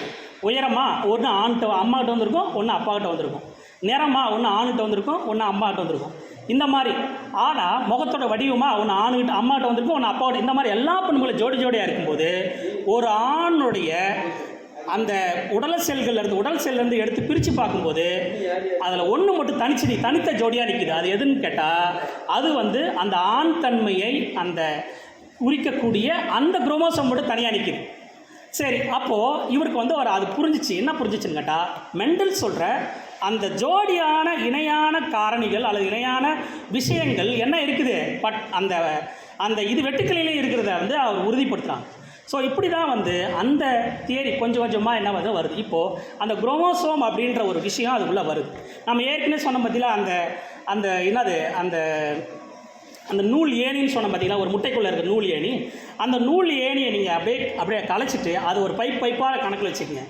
அதாவது ஒரு ஓஸ் பைப்பு மாதிரி கணக்கில் வச்சுக்கிங்கன்னா அதுதான் வந்து என்னவாகிடும் உங்களுக்கு, அதுதான் குரோமோசோம்ஸ். அந்த ஹோஸ் பைப்புக்குள்ளே நம்ம என்ன வச்சுக்கலாம், இந்த நூலை உள்ளே வச்சுக்கலாம். அந்த மாதிரி கற்பனை பண்ணிங்க. அந்த ஓஸ் பைப்புக்குள்ளே என்னவா இருக்குது அப்படின்னு பார்த்தீங்கன்னா ஒரு 23 ஜோடியாக நம்ம வெட்டிலாம் வச்சுக்கேன். அதுதான் வந்து என்னது நம்மளுடைய உடம்புக்குள்ளே இருக்கிற குரோமோசோம்ஸோட அமைப்புன்னு நம்ம வச்சுக்கலாம். ஸோ இதுதான் வந்து இந்த விஷயங்களை வந்து அந்த சட்டன் மற்றும் பவாரியினுடைய அந்த வெட்டுக்கிளியிலிருந்து ஏற்கனவே சொல்லப்பட்ட அந்த மெண்டல் தியரியை வந்து என்ன பண்ணுறாங்க கேட்டால் இவங்க அதை வந்து உறுதிப்படுத்துகிறாங்க. ஸோ இது எல்லாமே போக அடுத்தது தான் மிக முக்கியமான ஒரு காலகட்டம். அது என்னன்னு கேட்டால் டிஹெச் மார்கன் ஒரு மிகப்பெரிய ஒரு பிரம்மாண்டமான ஒருத்தன் வரான். அவன் தான் வந்து என்ன பண்ணுறான்னு கேட்டால் இந்த பழப்பூச்சி இருக்குல்ல, அதாவது ஒரு வாழைப்பழத்துக்குள்ளே ஒரு பூச்சி இருக்கும், அது ரொம்ப ஈஸியான ஒரு உயிரினம். அந்த பழப்பூச்சியை ஆராய்ச்சி செஞ்சு அதில் வந்து எப்படி மனிதர்களுக்கு 23 ஜோடி குரோமோசோம் இருக்குமோ, ஆனால் பழப்பூச்சிக்கு வெறும் 4 ஜோடி குரோமோசோம்ஸ் தான் இருக்கும். அதோட ஆயுட்காலம் 10 நாள் தான். அப்போது இதுக்கு முன்னாடி வந்து ஆய்வு பண்ணவங்களை விட ஒரு ஈஸியாக ஒரு தலைமுறையில் நம்ம ஆய்வு பண்ணணும்னா எது ரொம்ப வசதியான ஒரு உயிரினம்னு கேட்டால் இந்த பழப்பூச்சி தான் வசதியான உயிரினம். மரபியல் வளர்ந்ததுக்கு காரணமே அந்த பழப்பூச்சி தான். பழப்பூச்சியில் மட்டும் ஏறக்குறைய 6 நோபல் பரிசு வாங்கியிருக்கிறான். வேறு எந்த உயிரினத்தையும் மையப்படுத்தி என்ன பண்ணலன்னு கேட்டால் நோபல் பரிசை வாங்கினது 10 ஆய்வாளர்கள் 6 நோபல் பிரைஸ் எதில் வாங்கியிருக்காங்க கேட்டால் பழப்பு. ஏன் அது எடுத்துக்கிறாங்க கேட்டால் முதல்ல அது ஈஸியாக வளர்க்கலாம், காசு கிடையாது, எளிமையான ஒரு காலம். அது வந்து ரொம்ப யானையெல்லாம் பார்த்தீங்கன்னா 30 ஆண்டுகள் தான் வந்து என்ன பண்ணும், அது ஒரு குட்டியே போடும். அவ்வளோ நாள் நம்ம காத்துக்கிட்டு இருக்க முடியாது. ஆனால் இதில் வந்து என்ன பண்ணலான்னு கேட்டால் 10 நாள்லேயே ஒரு தலைமுறையை மட்டும் இன்னொரு தலைமுறை உருவாக்கிடும். அப்போது 30 நாளில் 3 தலைமுறையாக மாறிடும். அப்போது அது என்ன ஆகிடும் கேட்டால் ஆராய்ச்சியாளர்களுக்கு ரொம்ப இலகுவான, காசு இல்லாத, ரொம்ப எளிமையான சில விஷயங்களுக்கு வந்து எது பயன்படுதுன்னு கேட்டால் இந்த பழப்பூச்சி வந்து பயன்படுது. அந்த பழப்பூச்சியின் அடிப்படையில் தான் நிறைய விஷயங்கள் என்ன பண்ணுறாங்கன்னு கேட்டால் நம்மளுக்கு வந்து ஆய்வில் சொல்லிக்கிட்டே இருக்காங்க. ஸோ இது வந்து ரொம்ப முக்கியமானது. இந்த பழப்பூச்சியில் அவர் என்ன பண்ணுறாருன்னு கேட்டால் ஆய்வு பண்ணிக்கிட்டே வராரு. ஒரு பழப்பூச்சியில் சிகப்பு நிறத்தில் இருக்குது கண், இன்னொரு பழப்பூச்சிக்கு பார்த்தீங்கன்னா வெள்ளை கலரில் இருக்குது கண்.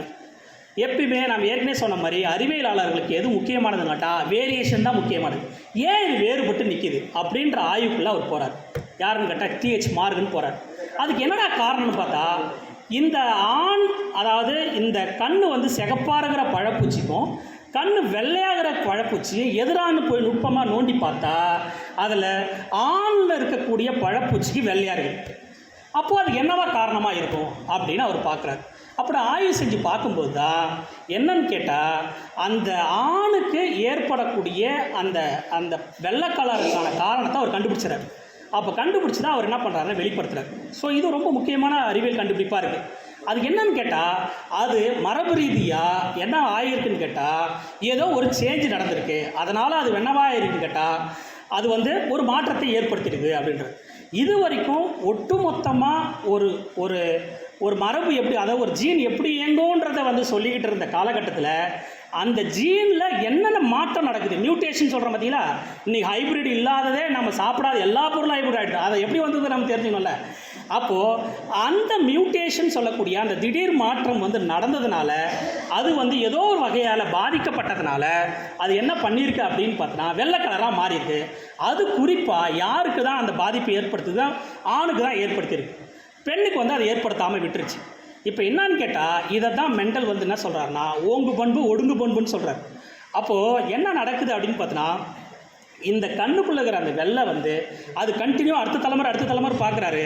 அது ஆணுக்குள்ளுக்கு மட்டும்தான் அது பாதிப்பு ஏற்படுத்துது, பெண்ணுக்குள்ளே என்ன பண்ணலாது பாதிப்பை ஏற்படுத்துது. இது ரொம்ப முக்கியமான விஷயம். பெண்ணுக்கு ஏன் பாதிப்பு ஏற்படுத்தலைன்றது இந்த யூஜெனிக்ஸில் வந்து ஒரு பெரிய பிரச்சனையாக வந்து பின்னாடி பார்க்குறாங்க. பெண்ணுக்கு பாதிப்பு ஏற்படும், ஆனால் பெண்ணுக்குள்ளேயும் அது என்னவா இருக்குன்னு கேட்டால் அந்த அந்த ஜீன் அதுக்குள்ளே இருக்குது. ஆனால் என்ன பண்ணுறதில்ல, அது வெளிப்படலை. அதாவது எங்கே தான் வெளிப்படுது அப்படின்னு பார்த்தோன்னா, அது ஆண் குழந்தையாக இருக்கும்போது தான் அது வெளிப்படுது ஒழிய, பெண்ணாக இருக்கும்போது பெண்ணுக்குள்ளே அந்த தன்மை இருந்தாலும் அந்த ஜீன் இருந்தாலும் கூட அது ஒடுங்கு பண்பாக தான் இருக்குது ஒழிய ஓங்கு பண்புக்கு உண்டான கேரக்டர் அதுக்குள்ளே வெளிப்படலை அப்படின்ற முடிக்கிறார். அப்படின்னா என்ன அர்த்தம் கேட்டால், ஒரு பெண் பழப்பூச்சிக்குள்ள சிகப்பு நிறத்துக்கான காரணியும் கண்ணோட சிகப்பு நிறத்துக்கு காரணியும் இருக்குது, வெள்ளை நிறத்துற காரணி இருந்தாலும் கூட எது வெற்றி பெறுது அப்படின்னு பார்த்தீங்கன்னா, அந்த சிகப்பு நிறத்திற்கான ஜீன் வேலை செய்யுது. அந்த சிகப்பு இல்லாத வெள்ளை நிறத்துக்கான ஜீன் என்ன பண்ணிடுது உங்களுக்கு, அது வந்து வேலை செய்யாமல் போயிடுது. ஸோ இதை வந்து அவருக்கு பயங்கரமாக பொறித்தட்டுது. என்னடா இது இப்படி இருக்குது அப்படின்னு சொல்லிட்டு இதை வந்து அவர் வெளிப்படுத்தி சொல்கிறார். இதுதான் வந்து மரபியல் நோய்களுக்கான முக்கியமான ஒரு கூறாக வந்து பின்னாடி பார்க்குறான். இதுதான் நம்மளோட ராயலில், அதாவது இங்கிலாந்தில் இருக்கக்கூடிய விக்டோரியா அரசிகளுக்கெல்லாம் ரத்த உறையாமை நோய் ரொம்ப ஃபேமஸான எல்லாரும் படிச்சிருப்பீங்க. ஹீமோஃபிலியான ஒரு நோய் வந்து அது வந்து ஏற்படுது. அது வந்து எப்படி இருக்குன்னு கேட்டால், அது ஆண்களுக்கு மட்டும்தான் வரும், என்ன வராது, பெண்களுக்கு அந்த நோய் வராது. அப்போது பெரும்பான்மையான அந்த மரபில் வந்தக்கூடிய பெரும்பான்மையான ஆண்கள் வந்து என்ன பண்ணியிருப்பாங்கன்னா இந்த நோயால் பாதிக்கப்பட்டிருப்பாங்க. அதில் லியோபோர்ட்னு ஒருத்தர் ரொம்ப முக்கியமான ஒரு அரசன், அவன் 30 வயசுலே ஏதோ ஒரு விபத்தில் அவனுக்கு அடிபட்டு எல்லா ரத்தமும் இறங்கிடும்.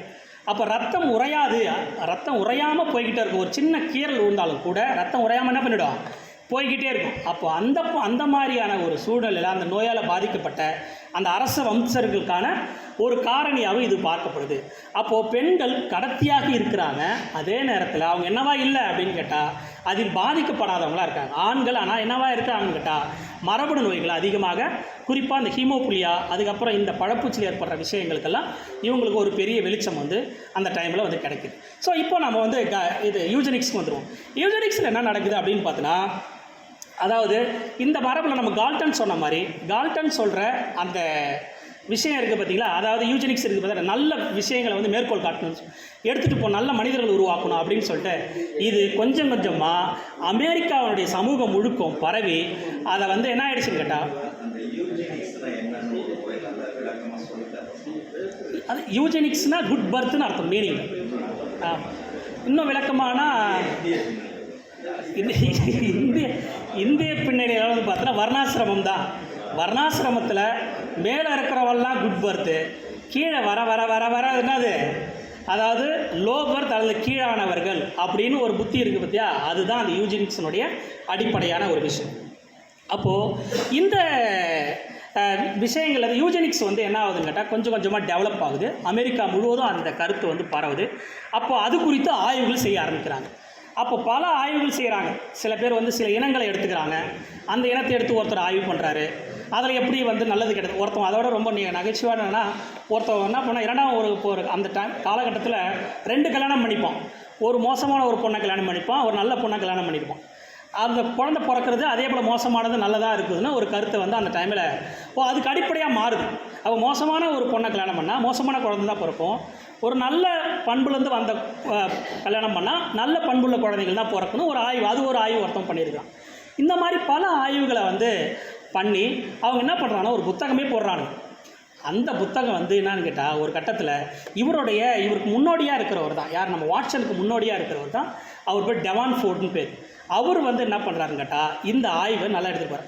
இன்னொரு முக்கியமான விஷயம் என்னன்னா, யூஜெனிக்ஸை பற்றி இந்த இன மேம்பாட்டியல் அல்லது வந்து நல்ல பிறப்புன்னு சொல்லக்கூடிய இதை பற்றி பெர்னார்ட் ஷா வந்து என்ன பண்ணுறாருன்னா நல்ல ஒப்பீனியன் வச்சுருக்கிறார். என்ன சொல்கிறாருன்னு கேட்டால், அந்த மாதிரி வந்து ஒரு சூழல் நடந்தால் நல்லா தானே இருக்கும், பாசிட்டிவ் அம்சத்தில் அவங்க சொல்கிறாங்க. இன்னும் சொல்லப்போனால் ஃபேபியான் சோஷலிஸ்ட்னு சொல்லக்கூடியவர்களும் லிபரல் லெஃப்டிஸ்ட்டுகளும் அந்த காலகட்டத்தில் யூஜெனிக்ஸை ஆதரிக்கிறாங்க. ஏன்னா அது ஆரம்பத்தில் அதோட விளைவு தெரியல அவங்களுக்கு. சரி, இப்படி ஒன்று இருந்தால் நல்லா இருக்குமே, அந்த மரபியல் நோய்கள்லாம் இல்லாமல் அல்லது ஒரு நல்ல கேரக்டர் உள்ள மனிதர்கள்லாம் வந்தால் நல்லா இருக்குமே அப்படின்னு சொல்லிட்டு என்ன பண்ணுறாங்கன்னா உருவாக்குறாங்க. ஸோ அதுக்கப்புறம் என்ன நடக்குதுன்னு கேட்டால், இரண்டாம் உலக போர் காலகட்டத்தில் நிறைய போலீஸ் ரெக்ரூட்மெண்ட் எடுக்கிறாங்க. அதாவது ஃபோர்ஸுக்கு எடுப்பாங்கள்ல, அந்த மாதிரி ஃபோர்ஸுக்கு எடுக்க வந்துன்னா அவங்க ஒரு ஐக்யூ டெஸ்ட் பண்ணுறாங்க. அந்த ஐக்யூ டெஸ்ட்டில் சில கேள்விகள்லாம் கேட்குறாங்க. அதை வச்சு அவன் என்ன பண்ணுறாங்கன்னா முடிவு வராங்க, இவன்லாம் அறிவாளி, இவன்லாம் மந்த புத்தி உள்ளவன் அப்படின்னு முடிவு பண்ணான். நம்ம ஊரில் வந்து டெஸ்ட்டு வச்சு இவன்லாம் அறிவாளின்னு சொல்லிடுறாங்களா, அந்த மாதிரி அந்த டைமில் வச்சு ஏறக்குறைய 80% பேர் அமெரிக்கர்கள் எல்லாமே யாருன்னா மந்த புத்தி உள்ளவர்கள் முடிவுக்கு வராங்க. அப்போ இந்த மாதிரி ஆய்வுகள் எல்லாமே என்ன பண்ணுதுன்னு கேட்டால் அது யூஜெனிக்ஸ்க்கு இன்னும் வலு சேர்க்குது. அதில் ஒரு ஆய்வாளர் என்ன பண்ணுறான்னு கேட்டால் ஒரு தனி லெபார்ட்டரியே தொடங்கி அந்த லெபார்ட்டரியில் என்ன பண்ணுறான்னா அவனுக்கு என்ன புத்தி தோன்றிருக்குன்னு கேட்டால் பெண்கள்கிட்ட இருக்கிற குணங்கள் நல்ல குணங்கள், அதனால் அவங்கள ஆய்வுக்கு பயன்படுத்த அதுவும் ஒரு குறிப்பிட்ட காலகட்டம் வரைக்கும் பயன்படுத்தும். ஆண்கள்கிட்ட இருக்கிற போகிற பண்புகள்லாம் மோசமான பண்புகள் அப்படின்னு சொல்லிட்டு அவன் என்ன பண்ணுறான்னா தன்னோட ஆய்வுகளில் தன்னோட லேபில் பெண்களை வச்சு அங்கே வந்து என்ன பண்ணுறான்னு கேட்டால் ஆய்வை பயன்படுத்தும். அதுவும் அதில் ஒரு என்னன்னு கேட்டால் 3 ஆண்டு தான் வச்சு போகிறாரு. ஏன்னு கேட்டால் அடுத்தது அவங்க அந்த ஆய்வு முடிச்சுட்டு என்ன பண்ணால் நல்ல பிள்ளைகளை பெற்றெடுக்க போகணுன்றதுனால 3 ஆண்டில் வந்து அவங்க வந்து அனுப்பி விட்ருவோம். ஸோ அந்த மாதிரி அந்த ஆய்வுகள் எல்லாம் அந்த டைமில் அமெரிக்கா தான் இதில் நெகட்டிவ், அதாவது யூஜெனிக்ஸை வந்து பேஸ் போட்டது, அதுக்கு அடிப்படை காரணமாக இருந்தது அமெரிக்கா தான். அதில் தான் வந்து பார்த்திங்கன்னா பாசிங் த்ரூ த கிரேட் ரேஸ்னு ஒரு புத்தகம் வெளிவருது. அதாவது பாசிங் த கிரேட் ரேஸ் அப்படின்னு ஒரு புத்தகம். அந்த புத்தகத்தை எழுதினவன் யாருன்னு கேட்டால் மேடிசன், அதாவது கிராண்ட் மேடிசன். இந்த புத்தகத்தை தான் என்ன பண்ணுறாருன்னு கேட்டால் ஹிட்லர் தன்னோட கையில் எடுக்கிறார். ஹிட்லர் எடுத்து என்ன பண்ணுறான்னு கேட்டால் அவனுக்கு ஒரு லெட்டர் அனுப்புகிறான். என்ன லெட்டர் அனுப்புகிறான்னு கேட்டால், உங்கள் புத்தகம் தான் எனக்கு வேத புத்தகம், யுவர் புக் இஸ் அவர் பைபிள்னு சொல்லிட்டு என்ன பண்ணுறான் அவன் அனுப்பிவிட்றான். ஏன்னு கேட்டால் அந்த புத்தகத்தில் அங்கே அமெரிக்காவில் வந்து நார்திக் இனம்னு ஒரு இனம் இருக்குது. அந்த இனம் தான் உலகத்திலே இங்கே நம்ம ஊரில் நிறைய வந்து ஜாதி இது என் இனம் தான் பெரிய ஜாதி அப்படிலாம் சொல்கிறாங்க. அந்த மாதிரி என் மதம் தான் பெரிய மதம், என் ஜாதி தான் பெரிய ஜாதி சொல்லிட்டு இருக்காங்கல்ல, மரபியல் ரீதியாக மரபியல் இல்லாதவர். அந்த மாதிரி அந்த இடத்துல நார்திக் அப்படின்னு ஒரு இனத்தை தான் அந்த புத்தகத்தில் உயர்ந்த இனமாக அவன் கற்பனை செஞ்சு அவன் வந்து எழுதுகிறான் சில முடிவுகளை வச்சு. ஸோ அந்த புத்தகத்தை ஹிட்லர் பார்த்துட்டு அவன் லெட்ரு போட்டு அந்த புத்தகத்தை அவன் படிச்சுட்டு அதில் இருக்கிற குப்பையெல்லாம் தான் மெயின் கப்பில் அவன் எழுதலாம். அப்போ மெயின் கப் எழுதுறதுக்கு அடிப்படையாக இருந்தது இந்த அடிப்படை ஆய்வுகள் தான். ஸோ இப்படி இந்த மாதிரி நடக்கும்போது என்ன நடந்ததுன்னு கேட்டால் என்னென்னலாம் பண்ணலாம், அதில் ஒரு சுவாரஸ்யமான இதில் வந்து நடக்கும்போது ஒரு விஷயம் என்ன நடந்ததுன்னா, ஒரு பையன் ஒரு இளைஞர் கிளாஸ்கோன்னு பேர், அவன் வந்து இதில் இருக்கிறான். எங்கே இருக்கிறான்னு கேட்டால் ஜெயிலில் இருக்கான். ஒரு இளைஞனாக போன பிறகு அவன் வந்து சுய இன்பத்தில் அவன் தெளிச்சு போகிறான். அப்போது அவன் என்ன பண்ணுறான்னு கேட்டால் அவன் சுய இன்பத்தில் தெளிச்சதுனால தான் அவன் அறிவு மந்தமாக இருக்கிறான் அப்படின்ற அந்த முடிவுக்கு வந்து அவனுக்கு முதல்ல என்ன பண்ணுறான்னா வாசக்டமி பண்ணுறாங்க, கருத்தடை பண்ணுறாங்க. இந்த கருத்தடை தான் என்ன ஆகுதுன்னு கேட்டால் அப்போது மந்த புத்தி உள்ளவர்கள், அதே போல் வந்து பார்த்திங்கன்னா நம்ம வந்து இவர் பவனந்தி முனிவர் சொல்லுவார்ல, அதாவது மாணாக்கர் ஆகாத இலக்கணம்னு ஒன்று சொல்லுவார் பாருங்க, அவங்க எல்லாரையுமே அவர் என்ன பண்ணுறதுன்னு கேட்டால் அவங்க எல்லாமே வாழ தகுதி இல்லாதவர்கள், நல்ல இனத்தை சாராதவர்கள் சொல்லி எல்லாருக்குமே வாசக்டமி செய்யப்பட்டது. அது வந்து என்னன்னு கேட்டால் எவ்வளோ பேருன்னு கேட்டால் 2,25,000 பேருக்கு கருத்தடை வந்து அந்த காலத்தில் செய்யப்பட்டது. ஸோ இது எல்லாமே இங்கே வந்து ரிஃப்ளெக்ட் ஆகுது. எங்கன்னு கேட்டால் நம்மளுடைய ஹிட்லர் அந்த காலகட்டத்தில்.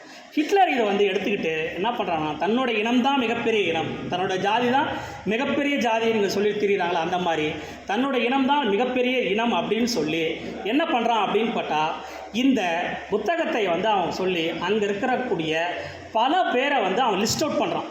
அப்படி லிஸ்ட் அவுட் பண்ணும்போது என்ன பண்ணுறான், இந்த மாதிரி ஆட்களையும் அவன் எடுத்துக்கிறான். கூடவே அதே நேரத்தில் என்ன பண்ணுறான்னு கேட்டால், அந்த யூத இனங்களையும் அவன் இணைச்சிக்கிட்டு எல்லாரையும் ஒழிச்சு கட்டுறான். அப்படி ஒழிச்சு கட்டுவதற்கு அடிப்படையாக இருந்தது இந்த மரபியல் தத்துவம் தான். குறிப்பாக இந்த நெகட்டிவ் யூஜெனிக்ஸ்னு சொல்லக்கூடிய இந்த மரபியல் தத்துவம் தான் ஹிட்லருடைய இன அழிப்புக்கு ஒரு மோசமான, அதாவது இன வெறிக்கு அடிப்படை காரணமாக இருந்தது வந்து பார்த்தோன்னா இதுதான். ஸோ இப்போ என்ன சொல்கிறான்னு கேட்டால், இதை முடிக்கும்போது ரொம்ப அழகாக முடிக்கிறார். என்ன சொல்கிறாருன்னா, மனித நடத்தையில் மரபியல் சார்ந்து, அதாவது ஆய்வாளர்கள் வந்து போயிட்டாங்க, அந்த திசையை மாற்றி அதனோட உண்மையான வேதித்தன்மையை, அதனுடைய கெமிக்கல் விஷயங்களை வந்து நாம் வந்து போக வேண்டியதாக இருக்குது. அப்போது இந்த யூஜெனிக்ஸில் இருக்கக்கூடிய நல்ல விஷயங்களை, அதாவது இருக்கிறத நம்ம ஒரு பக்கம் ஒரு விவாதமாக எடுத்துக்கிட்டாலும் கூட, ஆனால் மரபியலை நம்மளால் என்ன பண்ண முடியாது, கைவிட முடியாது. ஏன்னா இன்று இருக்கக்கூடிய மிகப்பெரிய மனித சமூகத்துக்கு மரபியல் பங்களிப்பு மிக முக்கியமானதாக அவங்க வந்து கருதுகிறாங்க. அதுக்கப்புறம் வந்த ரிசர்ச் எல்லாமே, பிரமாதமான ரிசர்ச் எல்லாமே வந்தது. அதில் வந்து ஜம்பிங் ஜீன்ஸ்னு ஒருத்தவங்க கண்டுபிடிச்சாங்க, ஒரு பெண் கண்டுபிடிச்சாங்க. ரொம்ப அழகான ஒரு கண்டுபிடிப்பு அது. அதுக்கப்புறம் கடைசியாக அது இப்போ அண்ணாமலை கூட உளறி வச்சிருந்தார் பார்த்தீங்களா, அந்த வந்து இந்த ஜீன் எடிட்டிங்னு ஒரு விஷயம். ஜீன் எடிட்டிங்னா என்ன அர்த்தம் கேட்டால், மரபியல் ரீதியாக ஒருத்தவங்களுக்கு ஒரு பிரச்சனை இருக்குதுன்னா அது தொடராமல் இருக்கணும்னா நம்ம என்ன பண்ணிடலாம்னா, அந்த ஒரு பர்டிகுலரான போர்ஷனை மட்டும் நம்ம என்ன பண்ணிடலாம், கட் பண்ணி மாற்றிட்டா அது வந்து எந்த பிரச்சனையும் வராது அப்படின்ற அந்த ஜீன் எடிட்டிங் முறை, ஜீன் தெரப்பி முறை, இது எல்லாமே இப்போ சமீபத்தில் ஜெனிஃபர்னு ஒரு முக்கியமான ஒரு ஆய்வாளர் என்ன பண்ணாங்கன்னு கேட்டால், அந்த ஆய்வை அவங்க என்ன பண்ணுறாங்கன்னா நம்ம அரங்கத்தில் முன் வச்சு, அதாவது ஆய்வுகளை முன் வச்சு என்ன பண்ணாங்கன்னு கேட்டால் நோபல் பரிசை வந்து அவங்களா வாங்கினாங்க. ஸோ அப்போது இந்த மரபணு மாற்றம் செய்யப்படாத உணவே நம்ம இன்றைக்கி சாப்பிடல, எல்லா உணவும் நம்ம சாப்பிட்றோம். அதனால் இந்த விவாதம் வந்து தொடர்ச்சியாக நம்ம நடைபெற வேண்டும். அதனால் வந்து பார்த்திங்கன்னா கடைசியாக வந்து நான் ஒரு சில விஷயத்தோடு நான் படிச்சுட்டு நான் நிறைவு செய்கிறேன். அதாவது இந்த மெண்டல் முதல் ஹிட்லர் வரை அப்படின்றத ரொம்ப நான் டெக்னிக்கலாக போகாமல் அதனுடைய சாரத்தை மட்டும் நான் சொல்லியிருக்கிறேன். அவர் என்ன சொல்கிறான்னு கேட்டால், அதாவது மரபியலை புரிந்து கொள்வது என்பது நாம் நம் பெற்றோர்களை போல இருக்கிறோம் என்பதை மட்டுமல்ல. மரபியலை புரிந்து கொள்வது என்பது நாம் நம் பெற்றோரை போல இருக்கிறோம் என்பதை அறிவது மட்டுமல்ல, அது மனிதகுலத்தின் மிக பழமையான எதிரிகளுள் சிலவான மரபணு நோய்களை உருவாக்கும் நமது மரபணுக்களில் உள்ள குறைபாடுகளை களைவதை கையாள்வது பற்றியதாகும் அப்படின்னு அவர் என்ன பண்ணுறாரு கேட்டால், அதுக்கு ஒரு நல்ல விளக்கத்தை வந்து அவர் கொடுக்குறார். அதே போல் வந்து பார்த்தீங்கன்னா கடைசியாக இந்த மரபணு சம்பந்தமாக நம்ம வந்து என்னன்னா கொஞ்சம் விரிவாக நம்ம வந்து பேச வேண்டியது. டாக்டர் அம்பேத்கர் தன்னுடைய உதவியாளருக்கு வந்து என்ன சொல்லுவார் கேட்டால், எந்த துறை படித்தாலும் அது மனிதகுலத்தினோட மேம்பாட்டிற்காக இருக்க வேண்டும். அப்போது எல்லா துறைகளையுமே என்ன பண்ணியாகணும்னா மனிதகுல மேம்பாட்டிற்கு இன்டர்பிரட் பண்ணிக்கிட்டே இருக்கணும். அது மரபியலாக இருக்கலாம், உயிரியல் இருக்கலாம், தாவரவியல் இருக்கலாம், சமூகவியல். அப்போது எல்லா பொருட்களுமே மனித வாழ்க்கையோட ஒன்றோட ஒன்று ஊடாக இருக்குது. கார்ல் மார்க்ஸ் அப்படி தான். இங்கே வந்து நம்ம தவறாக புரிஞ்சுக்கிறோம். கார்ல் மார்க்ஸ் தொடாத சப்ஜெக்ட் வரலாறு படிச்சிருக்காரு, ஆந்த்ரோபாலஜி படிச்சிருக்கிறாரு, அதே போல் வந்து பார்த்தீங்கன்னா ஆர்கியாலஜி படிச்சிருக்கிறாரு. இந்திய வரலாறு குறித்து குறிப்பாக வந்து நம்மளுடைய முகலாய பேரரசு வரலாறு குறித்து அவ்வளோ நோட்ஸ் வந்து அவர் எழுதி வச்சுருந்தார். ஆனால் அது ஒரு டெக்ஸ்ட்டாக ஒரு கடைசி கட்டத்தில் மாற்றலை. ஆரம்ப கட்டத்தில் சொல்லப்பட்ட கருத்துக்களெல்லாம் பின்னாடி அந்த டெக்ஸ்ட்டில் வந்து இருக்குது. அதெல்லாமே அவர் தன்னுடைய கருத்துக்கெல்லாம் மாற்றிக்கிட்டார். அவர் இன்னமும் என்ன சொல்கிறாங்கன்னா 1858 அந்த டைமில் வந்து அந்த முதல் உலகப் போர் நடந்த காலத்தில் சொன்ன கருத்தே சொல்லிட்டு இருக்காங்க. ஆனால் அதுக்கப்புறம் வந்து நீங்கள் கார்ல் மார்க்ஸோடைய கடைசி கால எழுத்தில் 80களிலேருந்து 1880களுக்கு பின்னாடியெல்லாம் படித்து பார்த்தீங்கன்னா தன்னுடைய பல கருத்துக்களை உண்மையான அந்த அவர் கிடைச்ச தகவல்களிலிருந்து என்ன பண்ணிட்டாருன்னு கேட்டால் பல முடிவுகளை வந்து அவர் மாற்றிருக்கிறார். ஸோ இதை கூட வந்து என்ன சொல்லுவார்னா, இதுவாக நம்ம இப்போ ரொம்ப ஹம்பிளாக சொல்லுவார். கார்ல் மார்க்ஸ், அதாவது நான் பணிவோடு சொல்ல விரும்புகிறேன், கார்ல் மார்க்ஸ் படித்ததை விட எதில்னா முகலாய சாம்ராஜ்யத்தை பற்றி நான் கொஞ்சம் கூடுதலாக படித்திருக்கிறேன். அதனால் அவரை விட என்ன பண்ண முடியும், என்னால் நல்ல முடிவுகளை நான் சொல்ல விரும்புகிறேன் அப்படின்னு அவர் சொல்லுவார். ஸோ அந்த மாதிரி அவரோட காலகட்டத்தில் இருந்த வரலாற்று ஆய்வாளர்கள் என்ன முடிவுக்கு வந்தாங்களோ அதுலேருந்து தான் ஒரு ஆள் வர முடியும். முன்னோக்கியெல்லாம் என்ன பண்ண முடியாது, நம்மளால் என்ன நடக்க போகுதுன்னு தெரியாது. அப்போது இவ்வளோ வரலாற்று நூல்களை அவர் ஆராயிறாரு. இன்னொரு மார்கன் இருக்கான், அவன் ஆந்த்ரோபாலஜியில் அவரை பற்றியான குறிப்புகள் எடுக்கிறாரு, குடும்பம் சம்பந்தமான விஷயங்கள் எடுக்கிறாரு, அரசு சம்பந்தமான பல விஷயங்களை அவர் காலகட்டத்தில் வளர்ந்த துறைகள் எல்லாமே கணக்கில் எடுத்துக்கிட்டு தான் அவர் என்ன சமூக மாற்றத்தின் ஒரு கருவியாக சொன்னார்.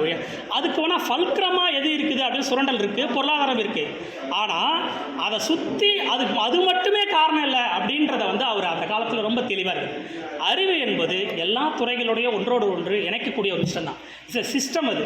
அப்போது எல்லா துறைகளுமே நம்மளோட அறிவு வளர்க்குறதுக்கு, நல்ல அறிவை வளர்க்குறது, தீய நோக்கத்திற்காக இல்லை, நல்ல அறிவை வளர்ப்பதற்கு இந்த அறிவுகள் பயன்படும். அதே நேரத்தில் இந்த மரபியலும் அதில் ஒன் ஆஃப் த பார்ட்டாக இருக்குது. அதை மரபியல் குறித்து யோசிக்கும் போது அவசர கோலத்தில் எதையுமே தூக்கி எறிகிற பண்பு இந்தியா முழுக்க இன்றைக்கி உருவாக்கி வச்சுருக்கிறாங்க. அந்த மாதிரி எதையுமே தூக்கி எறியாமல் மிக நிதானமாக எல்லா கருத்துக்களுமே எடுத்து அதை ஆராய்ஞ்சு தேவையானதை வச்சுக்கணும், தேவையில்லாததான் என்ன பண்ணணும் நம்ம தூக்கி எரிய வேண்டும். ஒழிய ஒட்டுமொத்தமாக தனக்கு பிடிக்கல அப்படின்றதுனால எல்லாத்தையும் தூக்கி என்ன பண்ணணும். அப்படி வாட்சன் இந்த இடத்துல ஒரு இடத்துல கூடயும் எந்த அறிஞர்களுமே என்ன பண்ணலன்னு கேட்டால் அவர் தூக்கி எரியவே இல்லை. ஸோ அப்படிப்பட்ட ஒரு சூழ்நிலையில் நம்மளுக்கு அந்த அறிவியல் ரீதியான சிந்தனை வர வேண்டும்னா முதல்ல நம்ம விருப்பங்கள்லாம் கழட்டி ஓரமாக வச்சுட்டு என்ன நடக்குதுன்னு முதல்ல அப்சர்வேஷன் பண்ணணும். அறிவியலுக்கு அடிப்படையே அப்சர்வேஷன். ரெண்டாவது, அந்த அப்சர்வேஷன் மூலயமா நீங்கள் நிதானமான, ஆதாரபூர்வமான, மறுக்க முடியாத ஒரு உண்மைக்கு நீங்கள் வரணும். அதுதான் அறிவியல். மற்றது எதுவுமே என்ன கிடையாதுன்னா அறிவியல் கிடையாது. இட் இஸ் அ ஹைபாத்திசிஸ் தான். அது ஒரு கருதுகோள் தானே ஒழிய அது அறிவியல் ஆகும். எப்போ ஹைபாத்திசிஸ் கருதுகோளாக எப்போ ஹைபாத்திசிஸ் அறிவியலாக மாறுன்னா நீங்கள் நிரூபிக்கப்படும் போது தான், அது பேப்பர் சப்மிட் பண்ணி அதனால் ஏற்படும் போது தான் என்ன நடக்கும்னு கேட்டால் அது அறிவியலாக ஒத்துக்கொள்ளப்படுத ஒழிய அது வரைக்கும் அது கருதுகோள் தான். அப்போ ஹைபாத்திசிஸ்க்கும் சயின்ஸுக்கும் நிறைய வேறுபாடு இருக்குது. கடைசியாக நான் ஒன்று சொல்ல மட்டும் முடிச்சுக்கிறேன். ஒன்று என்னன்னு கேட்டால், மனிதன் இயற்கையை புரிஞ்சுக்கிறதுக்கு பல விஷயங்களை பல துறைகள்லாம் ஆழ்ந்து வந்திருக்கிறான். முதல்ல இயற்கையை புரிஞ்சுக்கிறது, இயற்கையோட உரையாடுறாங்க. மனுஷன் பெஸ்ட்டு நேச்சுரல் பீயிங் தானே. அப்போது இயற்கையோட அவன் உரையாடும் போது அதில் ஏற்படுற பிரச்சனை அவனால் கண்டுபிடிக்க முடியல.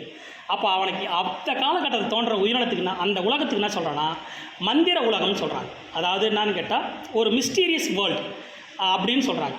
அந்த மிஸ்டீரியஸ் வேர்ல்டை வச்சுக்கிட்டு நிறைய மந்திர தந்திரங்கள், தாந்திரிக் முறைகள்லாம் தோன்றிட்ட பிறகு அதை வச்சுக்கிட்டு என்ன பண்ண முடியலன்னா மறுபடியும் இயற்கையோட உரையாடும் போது அவனால் சரியாக புரிஞ்சிக்க முடியல. அதை மறுத்து தான் இன்னொரு உலகம் வருது. அதுதான் மத உலகம். மத உலகத்தில் பார்த்தா நிறைய மந்திர கதைகள் இருக்கும். அப்போ அதிலிருந்து வருது. மத உலகமும் என்ன பண்ணுதுன்னு கேட்டால் இயற்கையை புரிஞ்சிக்க முயற்சி பண்ணுது. அதே போல் மனிதர்களையும் புரிஞ்சிக்க முயற்சி பண்ணுது. எப்படி புதுமைப்பித்தன ஆற்றங்கரை பிள்ளையார் கதையை படிச்சிங்கன்னா மதத்தை புரிஞ்சிக்கிறதுக்காக எல்லா மதக்காரர்களும் இந்தியாவுக்கு வருவாங்க. ஒவ்வொருத்தரும் ஒரு மாதிரி பேசிட்டு போவாங்க. அந்த மாதிரி அந்த மத உலகம் இருக்குல்ல, அந்த மத உலகம் மனிதர்களை புரிஞ்சிக்குது. அதே போல் இயற்கையை புரிஞ்சிக்கிட்டு பல விஷயங்களை எடுக்குது. ஆனால் அதனாலேயும் முடியல. அதுக்கு அடுத்தது தத்துவ உலகம் வருது. தத்துவ உலகம் என்ன பண்ணுதுன்னு கேட்டால் அதனுடைய அட்வான்ஸ் வெர்ஷனாக தத்துவ உலகம் மறுபடியும் வியாக்கியானம் பண்ணுது. அதனாலே முடியல. கடைசியாக வந்தது தான் கேட்டால் அறிவியல் உலகம். இந்த அறிவியல் உலகம் தான் பல விஷயங்களுக்கு என்னவாக இருக்குன்னு கேட்டால் பல கொடிய நோய்களிலிருந்து நம்மளை காப்பாற்றிருக்குது, பல நல்ல சிந்தனைகளை நம்மளை உருவாக்கியிருக்குது, பல நல்ல குணங்களை உருவாக்கியிருக்குது அப்படின்றத இந்த அறிவியல் உலகம் தான். ஆனால் இப்போ எல்லா உலகமும் இருக்குன்னா கண்டிப்பாக எல்லா உலகமும் தான் இருக்குது. அப்போ மந்திர உலகமும் இப்போ இருக்குது, மத உலகமும் இருக்குது, தத்துவ உலகம் இருக்குது, அறிவியல் உலகம். ஒவ்வொரு உலகத்துக்கும் இடையிலையும் பெரிய போட்டி நடக்குது. எது தானே முன்னிறுத்திக்கணும்னு சொல்லிக்கிட்டு போட்டுக்கிட்டே இருக்குது. இன்றைக்கி அறிவியல் உலகத்தை தாண்டி என்ன உலகம் வந்துருச்சுன்னு கேட்டால் தொழில்நுட்பம், குறிப்பாக செயற்கை தொழில்நுட்பம்ன்ற உலகமும் சேர்ந்துச்சு. அதாவது செயற்கை நுண்ணறிவு, ஆர்டிஃபிஷியல் இன்டெலிஜென்ஸ்னு சொல்லக்கூடிய உலகமும் வந்துருக்குது. எல்லா அறிவையுமே நம்ம கற்றுக்கணும். அதை எதன் மீது வெறுப்பு காட்டாமல் இதில் எது சரி எது தவறுன்றதை வெறுப்புக்கின்ற அறிவியல் ரீதியாக அணுகி நம்ம இந்த சமூகத்தை பாடுபடுத்தி அந்த சமூகத்தை முன்னேற்ற வேண்டும் என்று சொல்லி இங்கே அவையில் இருக்கக்கூடிய அத்தனை நல்லுணர்களுக்கு நன்றி கூறி விடைபெறுகிறேன். நன்றி.